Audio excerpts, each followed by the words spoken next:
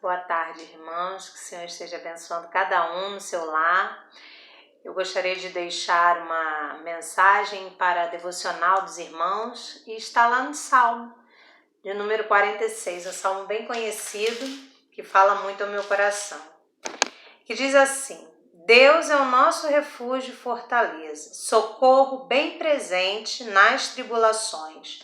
Portanto, não temeremos, ainda que a terra se transtorne e os montes se abalem no seio dos mares, ainda que as águas tumultuem e espumejem, e na sua fúria os montes se estremeçam. Há um rio cujas correntes alegram a cidade de Deus, o santuário das moradas do Altíssimo. Deus está no meio delas, jamais será abalada. Deus a ajudará desde antemanhã. Bramam nações, reinos se abalam, ele faz ouvir a sua voz e a terra se dissolve. O Senhor dos exércitos está conosco. O Deus de Jacó é o nosso refúgio. Vinde contemplai as obras do Senhor, que assolações efetuou na terra. Ele põe termo à guerra até os confins do mundo. Quebra o arco e despedaça a lança. Queima os carros no fogo. Aquietai-vos e sabei que eu sou Deus. Sou exaltado entre as nações. Sou exaltado na terra. O Senhor dos exércitos está conosco. O Deus de Jacó é o nosso refúgio.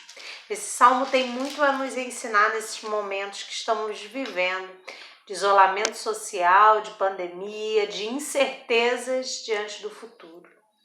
Primeira coisa é o primeiro versículo. Deus é o nosso refúgio e fortaleza. Eu não sei quantos irmãos tiveram a oportunidade de visitar uma fortaleza. Em Niterói tem a Fortaleza Santa Cruz. É um lugar que era construído para proteção. E a proteção, indicada nesse refúgio fortaleza, significa que a proteção de Deus, ela é representada pela sua onisciência, pela sua onipresença, pela sua onipotência. O que quer dizer isso? Deus tem todo o poder para te proteger de qualquer coisa. Deus é onisciente, conhece todas as suas lutas, todas as suas dificuldades. Deus é onipresente, Ele está com você o tempo todo. Quando você se sente sozinho, Deus está lá com você. Às vezes a gente não consegue perceber, mas Ele sempre está lá. Portanto, o salmista diz, Ele é socorro bem presente nas tribulações. Quem já teve a oportunidade de experimentar a presença do Senhor no meio de uma tribulação bem grande, sabe quanto é importante mantermos a comunhão com Ele depois que passarmos pelo vale. Deus é o nosso refúgio e fortaleza, socorro bem presente nas tribulações. Está atribulado? Deus pode ser o teu socorro. Portanto, não temeremos. Mas como não temer diante de tantas dificuldades? Como não temer se sabemos da nossa condição? A nossa condição realmente não é das melhores. Nós não temos condição de resolver muita coisa, mas nós temos um Deus que pode fazer todas as coisas. Portanto, não temeremos, ainda que a terra se transtorne. O versículo 2 nos mostra um cenário catastrófico. Um terremoto, maremoto, no versículo 3, ainda que as águas tumultuem e espumejem. O que acontece? No versículo 4, há um rio cujas correntes alegram a cidade de Deus. Esse rio, ele traz à memória uma esperança. Quem vivia em lugares áridos como era Israel sabe a importância do rio para a vida de uma comunidade, a importância da água. Há um rio cujas correntes alegram a cidade de Deus, o santuário das moradas do Altíssimo. E essa alegria, esse rio, ele é traduzido pela esperança e pela alegria que podemos ter em Deus, mesmo diante de todas as dificuldades.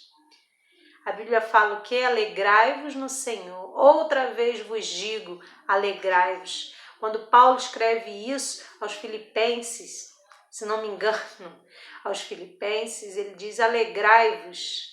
É uma ordem, um conselho. Outra vez vos digo, alegrai-vos, regozijai-vos, porque no Senhor, seja qual for o cenário, nós podemos nos alegrar, porque nós podemos experimentar a esperança da sua glória. Nós podemos experimentar a esperança de que não estamos sós. Estamos acompanhados nos nossos momentos mais difíceis.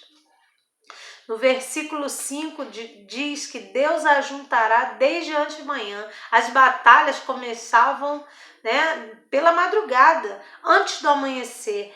Deus já estava presente, Deus ajudará.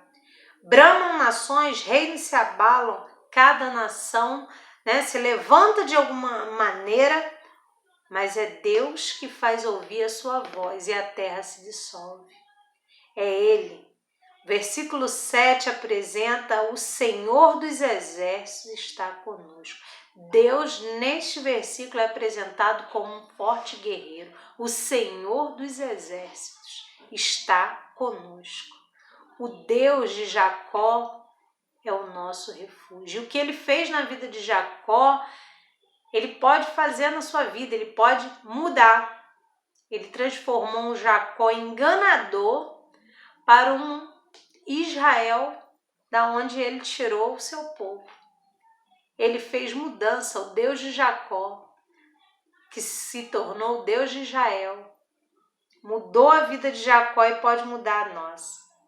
Vinde, contemplai as obras do Senhor, que assolações efetuou na terra. Ele põe fim na guerra, é Ele. Ele põe fim nas nossas guerras, sabe por que é Ele que põe fim? Porque a última palavra sempre é dele. O homem fala, o médico fala, os estudiosos falam, mas a última palavra é do Senhor. A gente tem a tendência humana de se entristecer com muitas coisas. Se o resultado do exame não está muito bom, o médico falou e a gente se entristece. Mas a Bíblia diz que é Ele que põe termo, Ele põe fim à guerra, Ele põe fim às nossas guerras interiores. Ele põe fim, Ele nos conhece.